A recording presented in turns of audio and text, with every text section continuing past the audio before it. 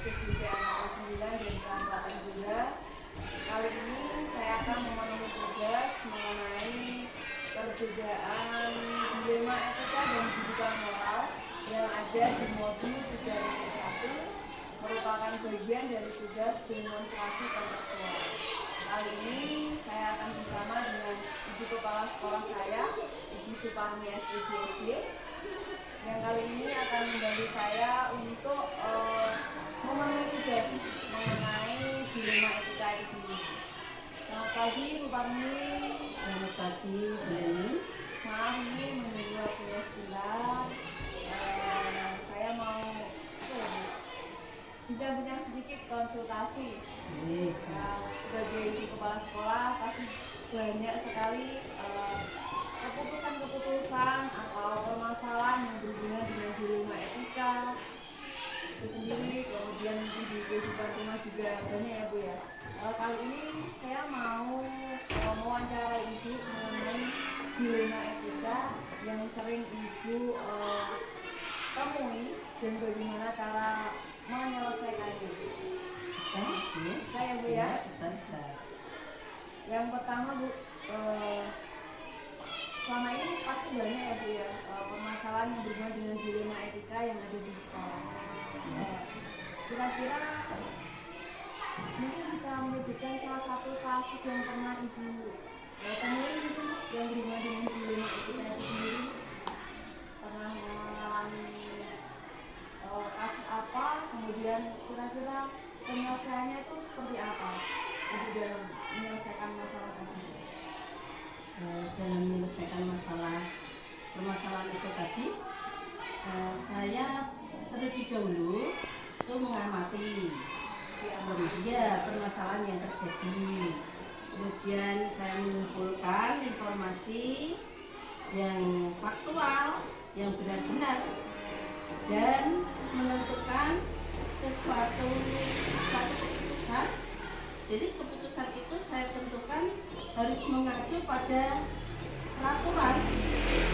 Itu kalau yang telah saya kerjakan selama ini itu APM.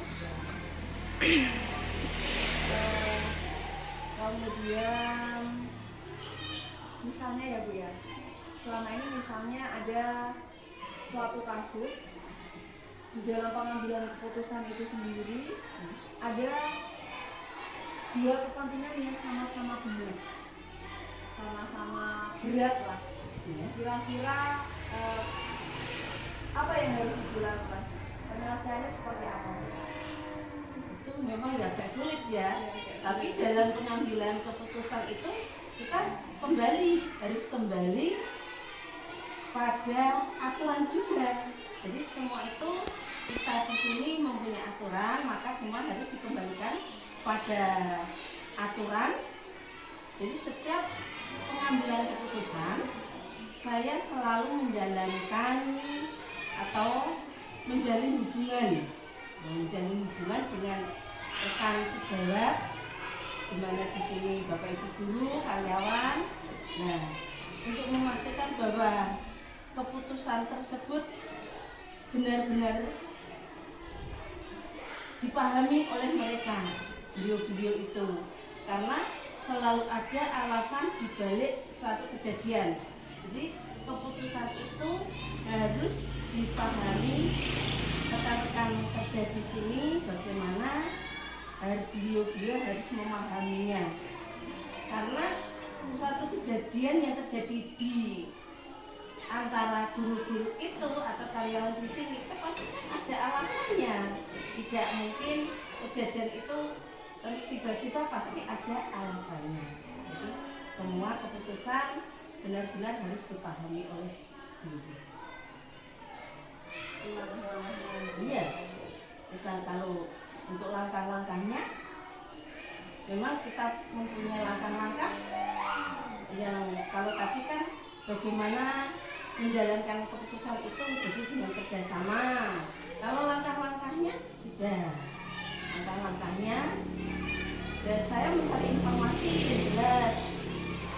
Terlebih dahulu saya akan datang ke yang bersangkutan atau yang ke lapangan sana, turun langsung untuk wawancara dengan yang bersangkutan atau pihak dari yang lain, dari pihak yang bisa kita bisa menerima atau memberi masukan pada kita.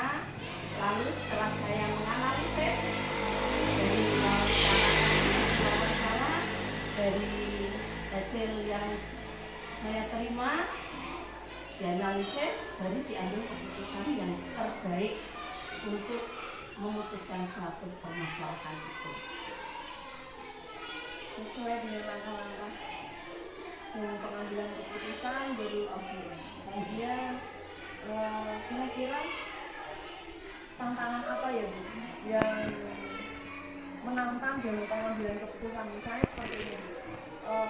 Mungkin suatu hari ada sebuah kasus, dalam penyelesaiannya Ibu sudah saya ambil keputusan A, tapi tiba-tiba mungkin di tengah jalan kok saya ambil keputusan A ya, kayak ragu-ragu gitu Bu. Pernah nggak Bu mengalami hal semacam itu Bu? ya pasti pernah. Suatu keputusan kadang karena situasi yang mungkin tidak terduga, akhirnya bisa juga seperti itu. Jadi setelah diambil keputusan, di tengah-tengah kok saya mengambil keputusan ini, apakah benar atau salah, gitu. Tapi tantangan pasti ada yang dihadapi dalam pengambilan keputusan itu. Apabila kurang bisa diterima, misalnya itu, tentu saja kita mungkin bisa dari diri kita sendiri, tetapi itu kita harus mempertimbangkan kembali yang paling baik menurut saya. Jadi faktor yang paling memudahkan untuk mengambil keputusan itu berasal dari dukungan pihak lain juga. Tidak mungkin kita memutuskan sendiri, itu namanya kita pihak. Nah, makanya kita membutuhkan dukungan dari pihak lain, utamanya di sekolah ya pada guru, termasuk pada semua yang ada terkait dengan sekolah ini, karyawan, penjaga. Itu pun kita harus minta pendapatnya juga, jangan kita memutuskan sendiri, karena sekolah ini bukan milik pribadi saya. Terus Bu, misalnya ada sebuah kasus ya atau permasalahan, dalam penyelesaiannya itu membutuhkan jadwal atau langsung kalau itu ada masalah langsung diselesaikan saat itu juga, atau nantilah kita dibikin jadwal atau selesai nanti masalahnya saya selesaikan setelah jam berapa, atau mungkin saya jadwal 1 minggu, misalnya 1 minggu itu ada masalah saya kumpulkan jadi satu, nanti dalam 1 hari itu penyelesaian satu masalah dalam 1 minggu, atau bagaimana? Kalau kita punya masalah dikumpulkan dulu, setelah itu banyak baru diselesaikan, terus yang diselesaikan yang mana dulu, kita kan kesulitan. Kalau menurut saya, kalau memang ada permasalahan, ya kita memang tidak perlu jadwal tertentu seperti itu. Kalau memang masalah perlu ya harus segera diselesaikan. Pokoknya harus bisa diselesaikan dengan sebaik mungkin dan sebisa mungkin selesai, tidak terlalu lama. Jangan ditunda-tunda. Masalah itu jangan ditunda-tunda agar kita juga bisa bekerja lebih baik lagi. Kalau masalah ditunda-tunda terus, ya kapan selesainya? Jadi waktu, kalau menurut saya waktu jadwal tidak tentu. Gitu.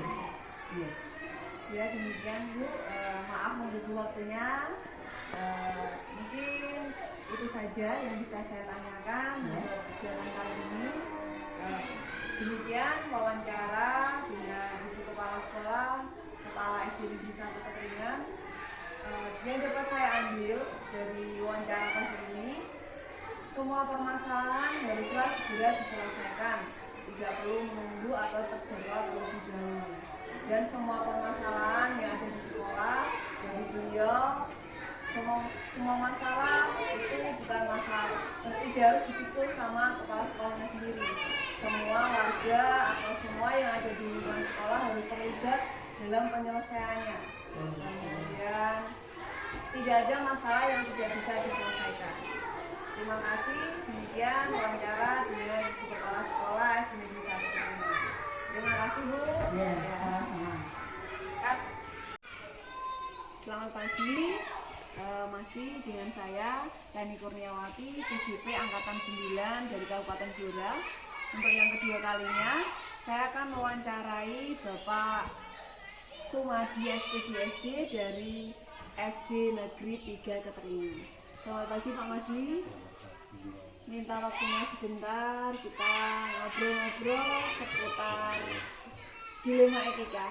Dilema etika di sini adalah tugas saya dalam guru penggerak di modul 3.1. Mungkin yang pertama Pak Madi, kira-kira bagaimana Pak Madi membedakan kalau ada kasus di sekolah, oh kasus ini masuknya di dilema etika, yang ini masuknya di rujukan moral, seperti itu. Terima kasih. Memang keduanya itu adalah kasus, berarti saya secara pribadi harus menangani secara serius.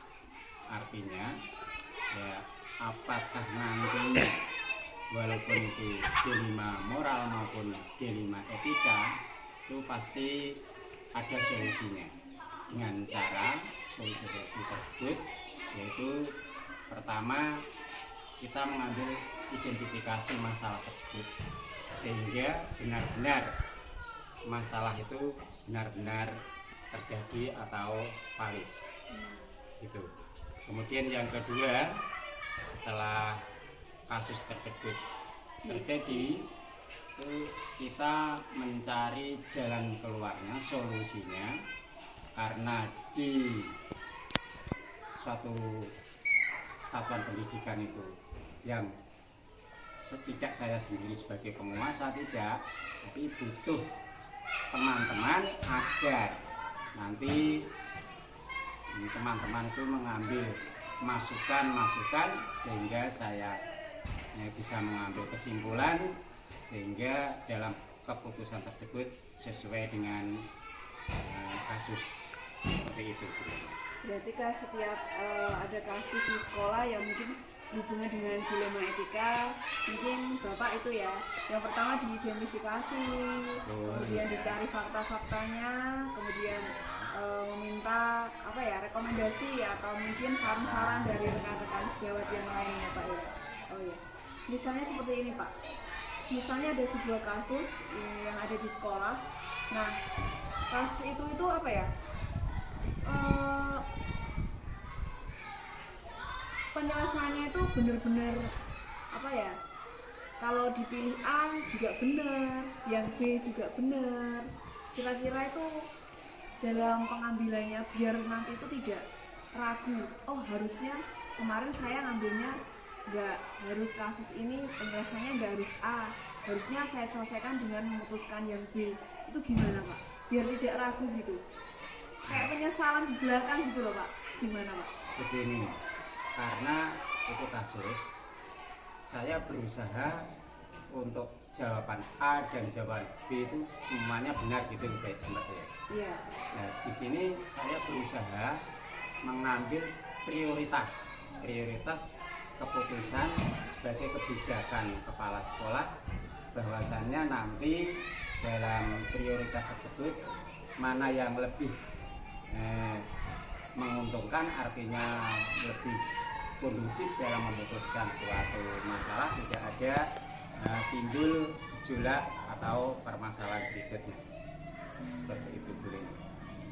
Terus misalnya ya Pak, dalam pengambilan keputusan, kira-kira nanti kalau ada sebuah kasus itu Pak Madi itu seringnya harus atau ada seseorang yang orang atau perorangan atau kelompok yang dimintai saran, atau mungkin ada faktor-faktor lain dalam memutuskan, oh misalnya ada kasus A misalnya, oh saya harus koordinasi dulu atau tidak, atau langsung pengambilan keputusan, atau harus ada runut-runutnya, oh harus seperti ini, kemudian kedua begini, kemudian ketiga gini. Faktor-faktor yang mempengaruhi gitu Pak dalam pengambilan keputusan gitu.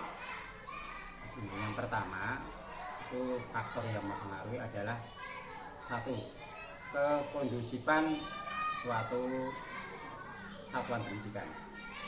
Jadi pertama itu menurut saya ya, kita utamakan kondusif dulu, sehingga dalam kekondusifan nanti Bapak Ibu guru bisa saling percaya, saling menghargai, saling menghormati, bisa kerjasama, sehingga dalam keputusan itu walaupun tadi saya katakan suatu kebijakan, tapi semua Bapak Ibu guru dan lingkungan bisa menerima dengan tangan terbuka.